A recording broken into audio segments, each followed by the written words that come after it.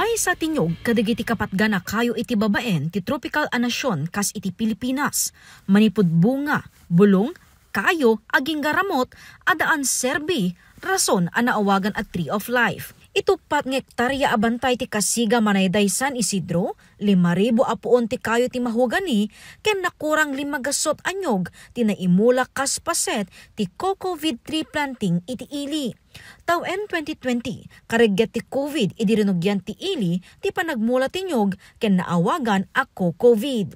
Iti pakasaritaan ti Rehiyon Cordillera, 0 case ti San Isidro iti COVID. So we name it Cocovid that time kasi parang panagmulamot lang ti hope kasi that time ti COVID hindi kasla parang helpless kan parang hopeless siya. And so we come up with the idea nga magplant kami ti coconut tree. And dahito imot pa ti alternative crop aside from tobacco and kan amo tayo nga from leaves to fruits to amin dayjay ka mausar tayo dayjay for the future nga livelihood or pagkain. Nagbalin meten a kaugalyan iti ili ti panagmula ti kayo kada tawen. Babaen ti panagtinulong dagiti barangay officials, national agencies, tobacco farmers, LGU ken dagiti residente iti ili. Amok nga dakkel nga banag iti maysa dating may mula dito tas lang ay ipakpakita tel bukasya tayo. Yan, kasano tingi patay, nakasano ka importante iti kayo karate amin. Panunutin nyo kumaratoy, nga slamot la kanya tayo.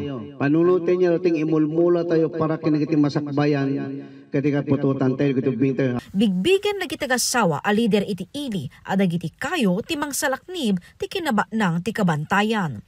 Ito ti pagsyatan ti manalo na dito ang gawan tubog man. Agdago 12,000 a piraso tinyog tinaimula ti LGU San Isidro, ken namnamaen nga agbunga kalpasan ti 7 a tawen. Panggep ti LGU ti makin namayet iti DTI para iti posible a mapataod a livelihood dagiti naimula anyog. Jessica Boreta, Balitang, Solid North.